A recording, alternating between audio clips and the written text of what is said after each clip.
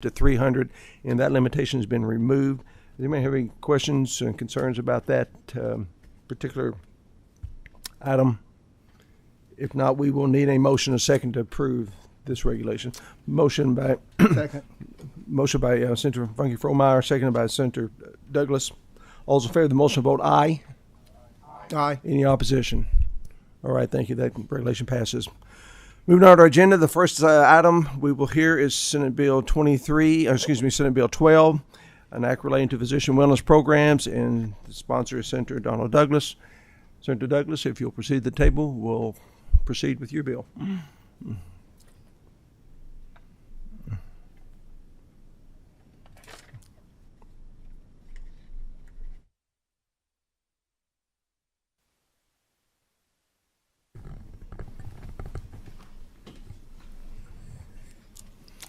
If you would, identify yourself for the record, and we will proceed.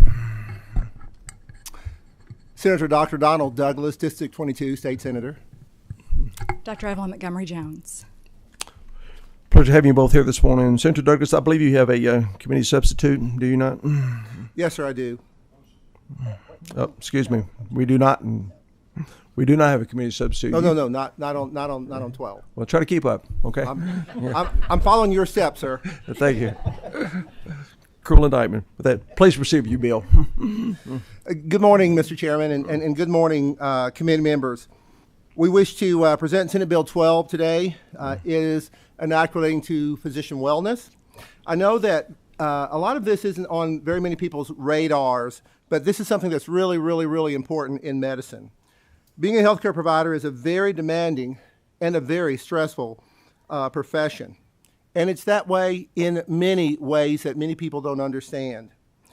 In medicine, physicians really are trained to be more concerned about the health and the welfare of their patients, and we often neglect our own health and our own well-being. Having a private, a trusting, and a quiet environment to be able to express our stresses to others without fear of retaliation is really imperative to the physician.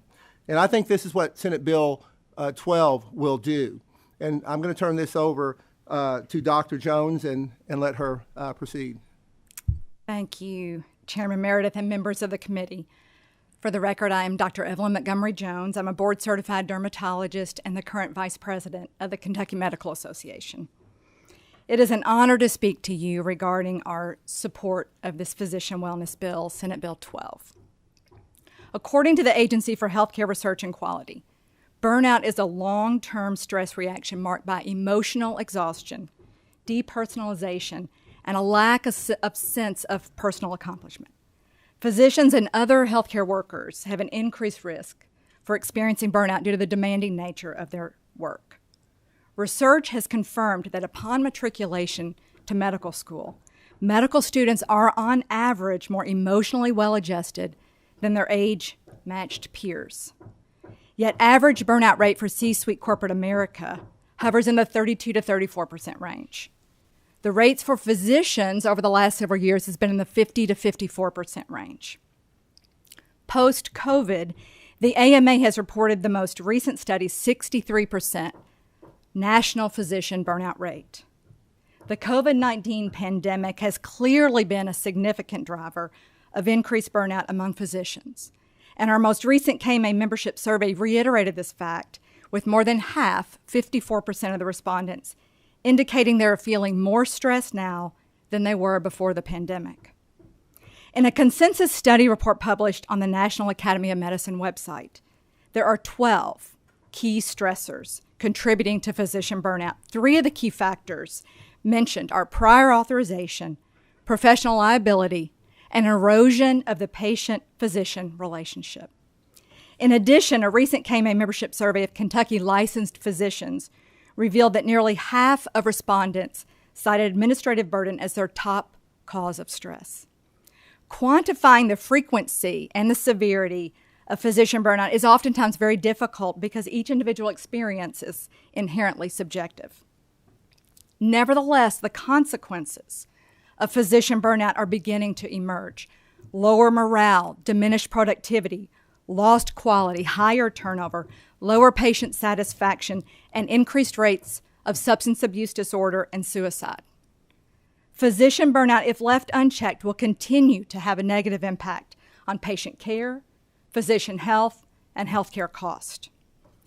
Due to the stigma associated with physicians and those in the medical field seeking treatment for themselves, many physicians and healthcare workers are less likely to seek and receive help for mental health issues.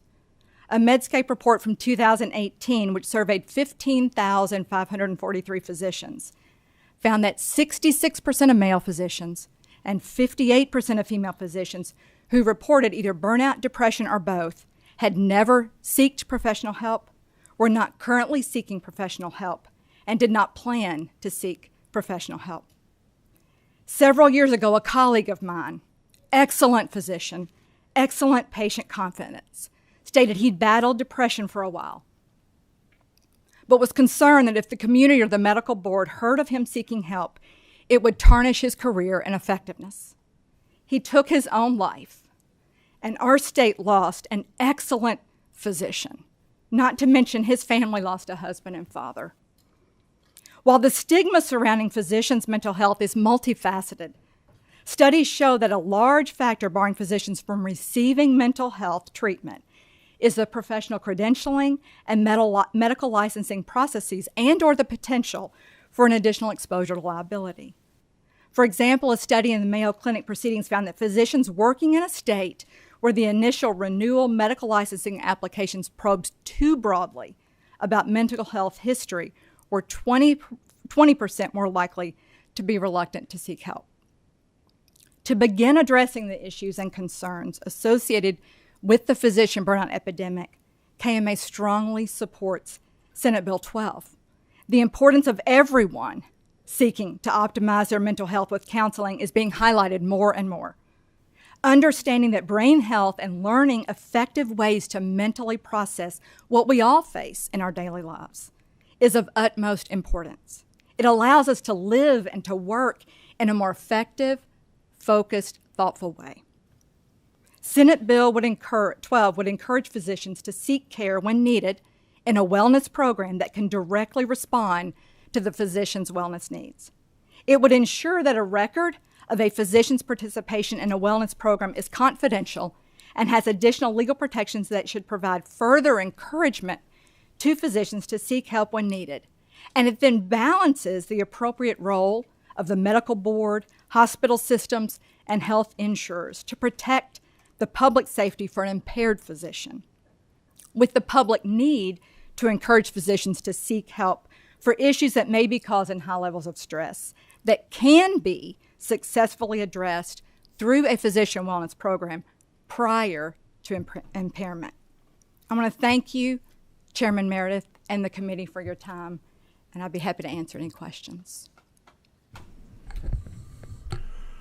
Before we get into questions, I want to thank Senator Douglas and you for bringing this to the forefront. And a lot of healthcare professionals are facing just tremendous struggles like we've never seen before. And I think physicians, we have a tendency to forget that you play such an important role in this. And I think historically society has viewed physicians as almost godlike, that you're above these day-to-day problems, and obviously you're not. And we certainly need a gentler, kinder world to live in and make sure we're taking care of each other appropriately. So I appreciate you bringing this bill forward. Senator Berg, you have a question, comment? I do. Thank you very, very much. Extremely interesting presentation. I think one of the mantras of this session needs to be loud and clear to all of us, including physicians, that mental health care is health care. Mm-hmm. We no longer can separate the two because they are too intimately and intricately associated with each other. And if you are not mentally healthy, you are not going to be physically healthy. I really appreciate your discussion of the administrative burden that is just taking the life out of our healthcare providers right now. It is overwhelming. It is just to the point where, why am I doing this? Why am I spending half my time trying to defend my practice of medicine to people who have never practiced medicine, who don't understand medicine, who are looking at some sort of regulation and think, oh, maybe they made a mistake, so I'm going to get 50 of their charts and I'm going to spend 6 months of their time reviewing their practice just to find out in the end, oh, everything's fine. Sorry, we put you through that. You know, it wears on you. It wears on you. And then before I ask my question, I have one other statement. I had a meeting with a CEO of one of the larger healthcare delivery systems in this state just a couple weeks ago, and his primary request to me, his number one request to me, was would we please quit criminalizing the practice of medicine, because my doctors are leaving and I can't get new doctors in because they're already struggling with administrative burdens. They're already struggling with reimbursement. They're already struggling with patient populations that they don't have the ability to offer them everything they need. The last thing they need is to be criminalized for what they're trying to do. All that being said, and I appreciate the opportunity to make a statement, I just want to make sure, because I'm not aware of this wellness program. I support you 100%. I just want to make sure that somebody's actually going to be offering this program, because I'm not aware of it existing in this state. And I want to make sure that we're not passing legislation for a single proprietary program. And someone else may be better suited to answer that, but what I do understand is that the KMA, the Greater Louisville Medical Society, and the Lexington Medical Society already have existing wellness programs in place. KMA does not receive any thank you from any provider, but it's also been drafted for Kentucky-based 501c3 trade associations. Thank you for your answer. I just wanted to make sure there were not any profit margin, in this bill that I was not aware of. Sure. Thank you. Thank you for your question. Senator Carroll. Thank you, Mr. Chairman, and Dr. Jones. It's good to see you today. Dr. Jones is from my district, and she and her husband, Dr. Sean Jones, are two of our finest citizens in Paducah. And the work that they do for the community and in the medical field is very much appreciated. And you all make a difference, not just in our part of the state, but I know your husband is out of the country providing services today that are badly needed. So thank you all for everything that you do. My question has to do with on page 1, section 1, 2B, and the question about substance abuse or mental health issues. I'm assuming that should that be divulged in any of these meetings, that's the section that would cover, and how would, in practicality, how would that work if during one of these sessions that it is determined that there is a substance abuse problem or there is a true mental health issue? How would that be resolved? What would be the steps? And if I'm missing, if there's another part of the bill that addresses that, please correct me. Thank you, Senator Carroll. If you look down in Section 4 of the bill, that really is the physician, that comes under the physician obligation part. This bill does not cover the impaired physician. It simply covers the burnout physician. We already have instructions as to what we do when we find a colleague who is impaired, or if we find ourselves impaired. This does not impact that in any way. So if that information is divulged, then that information has to be followed through, has to be followed up on. Very good. There is an obligation to do that. Very good. Okay. Thank you. Thank you, Mr. Chairman. Any other questions? If not, I entertain a motion on the bill. Senator Wise, motion. Second from? Second by Senator Berg. All those in favor of the motion will vote aye. All opposed vote no. Sorry, wrong committee. I'm still in government contract review mode. Yes, record the votes, please.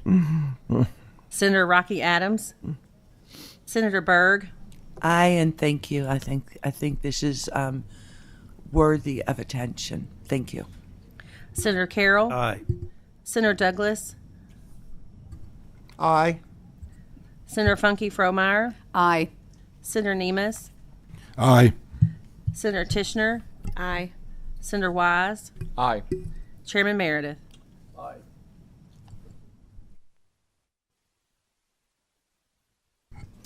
The vote is 8 ayes, no nays. The bill passes with favorable expression. Congratulations. Appreciate you being here this morning. Thank you so very much, Mr. Chairman, and thank you, committee members. No. People here. Thanks, Don.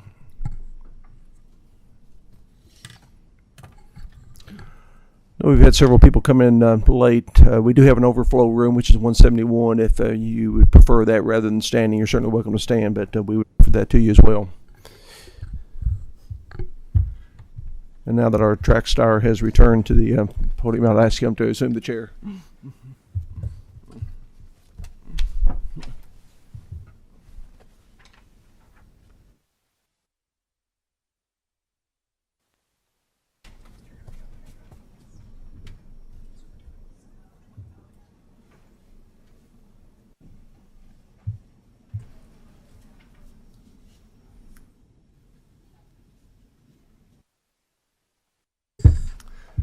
Thank you so very much. This is my initial time assuming the chair, and I've been told that I need to be good, and I need to learn how to use this thing. Just for the record, could you please identify yourself and introduce yourself to the committee and to the people here in the committee? Most certainly. I'm Senator Steve Meredith, and I represent the 5th Senatorial District, which is Meade, Breckenridge, Grayson, Ohio, and Butler counties. Thank you, Senator Meredith. Now, before we begin, there is a proposed Senate substitute to Senate Bill 29.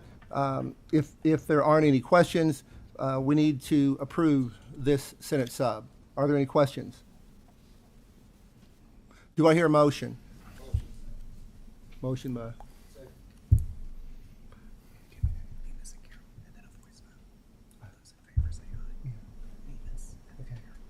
We have a motion by Senator Nemes, and we have a second by Senator Carroll. Please call for a vote. It's always vote. Voice vote. Yep. That's right. These are voice votes. I'm trying to learn. All those in favor, please say aye. Aye.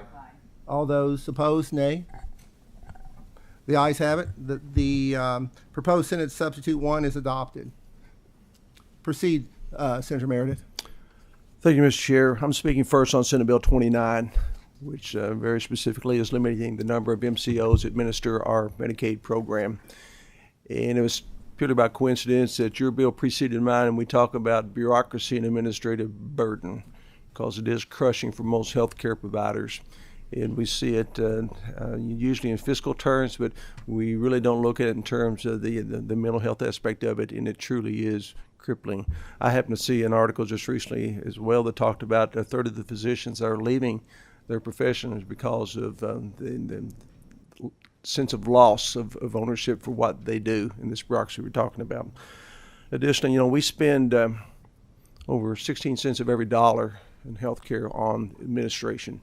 And that's double what industrialized nations spend. And it's just gotten totally out of control. But I want you to do some very simple math for me. The first problem is noting that Medicare and Medicaid only pay 75 to 80 cents on the dollar of cost, not charges, cost. How many patients must a provider see before they go broke?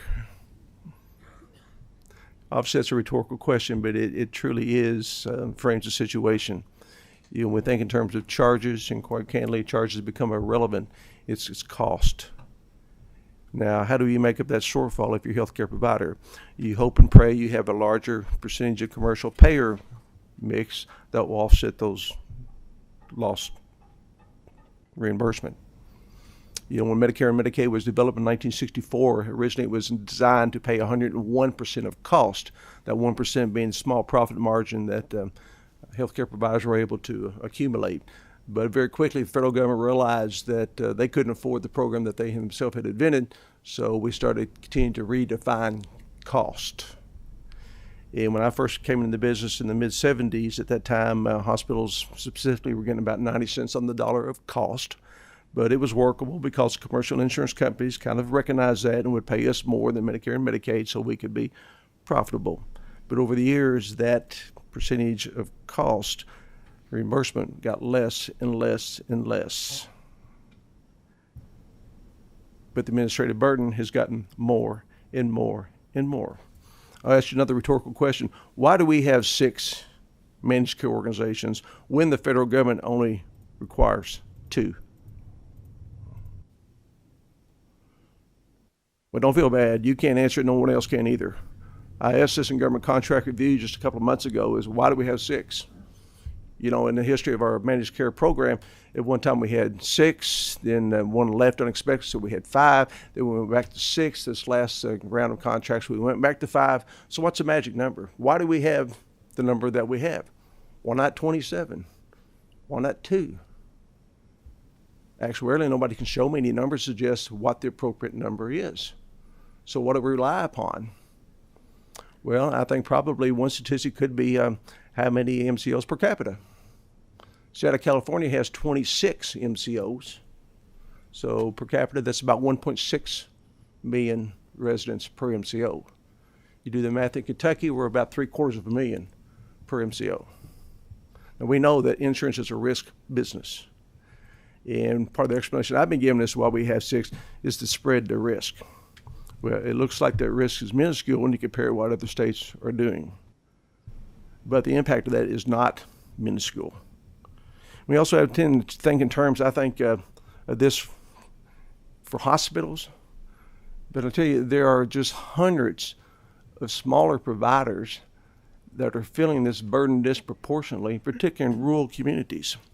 Now, I've been asked, and many of you who have been in this committee know that this is about the 4th year I presented this bill. And we haven't accomplished this goal yet. But I've been asked, well, we need to work with the MCOs. Let's try to standardize these processes that we all have to deal with, and they are numerous. You know, let me read just a few to you. You know, you have to have a contract with each one of them. There's credentialing, recredentialing information for each one of them. Request for prior authorization, process, billing, claims, and services are all different.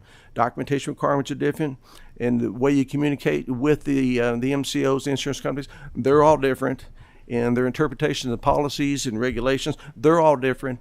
And when you undergo quality assurance and payment audits, they're all different. Now again, if you're a large system, it certainly creates a financial burden for you, but at least you have the resources to address it. I show you in rural Kentucky, it's not there. And I'm not talking just about rural hospitals. We heard testimony this summer from a provider, provides mental health services, she's a rural provider to 5 counties. Noted that she had an audit, which is expected, and the audit came back, no issues whatsoever. A couple of weeks later, she had a second audit. She owes them $25,000, which she feels is not justifiable. She's appealed it, as we expect to do. A year later, this provider, for a small community, small area, with only 5 employees, is waiting on her $25,000. How can any business survive under that kind of circumstances, particularly in the rural community, because we have to take care of a disproportionate share of Medicaid patients and growing worse every day. Let me share just some anecdotal comments from small providers. One, increased our administrative staff from 7 to 11 after implementation of managed care. Quadrupled our administrative billing staff since implementation of managed care. Received on average 600 MCO audits per year from 2018 to 2021. In fiscal year 2022, received over 2,100 MCO audits, completing 4 different types of audits from 6 different MCOs. As soon as I complete one, I'm being asked by another to provide medical records for the audit. It's a moving target. We never know what the rules are, and just when we learn the rules, the MCOs change them. We must respond to multiple audits from different MCOs at the same time. Administrative burden continues to grow and is multiplied with every MCO we must work with. Completed one audit for a specific treatment service and received 100%. Again, the next week, completed another, same service, MCO wanted to pay nothing. On December 6, 21, we sent a request for an independent review to appeal an audit, finding recoup for services. Received a letter from CHFF on July of 22. Let us know they were forwarding the request to the Island Peer Review Organization. As of today, again, a year later, still have not had a resolution. Had to hire an attorney to help us. Imagine doing this for 6 different findings. It's exhausting. We need consistency across the board. Having to implement rules 6 different ways, and it's not. That's the conflict that we deal with. Now, again, our attempts to try to resolve this and work with the MCOs, one of the simplest things I think we could have done, should have done, is single source credentialing. We passed that legislation. Just says 1 application is all you got to fill. All of our MCOs won't abide by that, even though it's legislation that we passed. Why won't they do that? Because there's no leverage to make them do it. They want to do it their way. Now, I don't like the MCO model. It's no surprise to anyone. I think there's a better way to do it, but I know that's a bridge too far. But in the meantime, can't we reduce the administrative burden that's falling on our health care providers, particularly for rural communities, but also our urban communities that have to take care of a disproportionate share of Medicaid patients as well? Again, I see no justification for 6. Personally, I like 2, but I've kind of yielded on this one. I think 3 is a reasonable amount in request. So that's the intent of this bill, is to direct the Medicaid, that when we do contract renewal, to only have 3 managed care organizations. And that's the intent of my bill, Mr. Chair. Entertain any questions folks might have.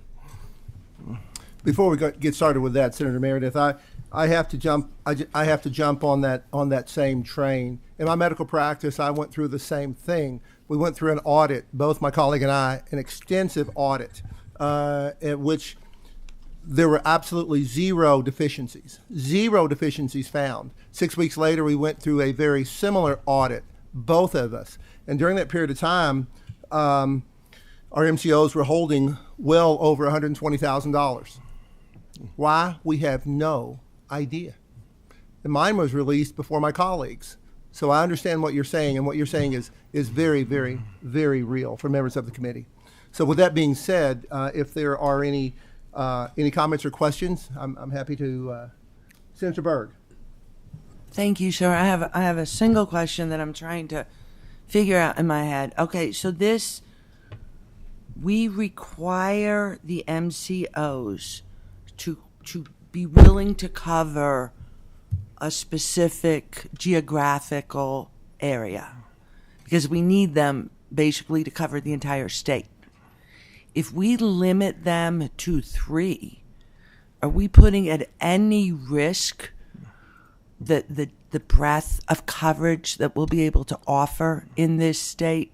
Are you absolutely assured that there are 3 MCOs that will stand up, that won't have more control over us than we do over them, that can actually service the entire state? That's my question. Yeah, each of our MCOs have a statewide network presently. We heard testimony this summer about their network adequacy, which I thought was kind of interesting. They all said they got 95%, but ironically, under testimony from Dr. Stack, our Commissioner of Public Health, he said 95 cents not really there. But again, these are statewide corporations. You know, we've invested responsibility for our state employee health plan under one provider. It's statewide. They do that. And I've heard the horror stories about what happens if we lose one MCO. Again, the numbers I gave you in terms of the coverage lives per capita suggest that's not going to happen if we reasonably vet that. But I'll remind you, it was 2-3 years ago that we decided that our foster care program, even though it was covered under managed care, we would limit that to 1 group to do that. So I don't think this places our state at risk at all. Anything, I think, has a potential to enhance it. Another point I didn't make is we talked about the cost of providers, but think about the cost to our state to have to audit 6 different MCOs negotiate those contracts with them. So there's additional administrative burden there that shouldn't be. And I'm not talking about just saving just a little bit of money. I think when you look at the total cost of the thing, this will truly save our Commonwealth and our providers millions of dollars that we can redirect to provide care to patients. Follow-up question, please. Yes, one. Thank you, sir. Has the cabinet come down on one side or the other on this? Do they have a statement on this bill? My recent conversation with Secretary Freelander is no, they do not have a position on this.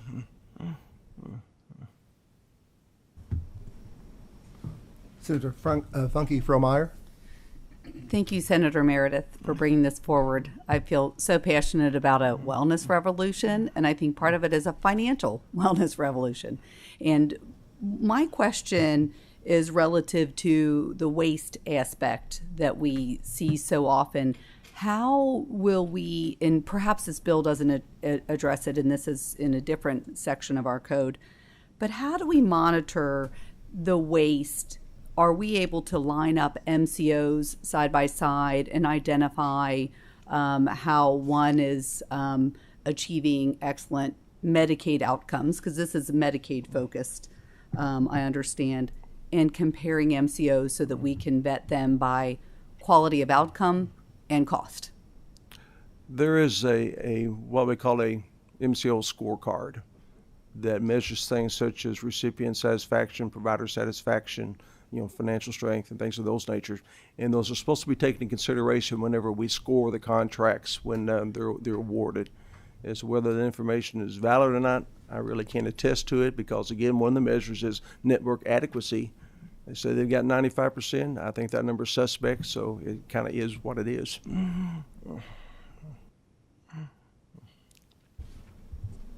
Next, Senator Carroll.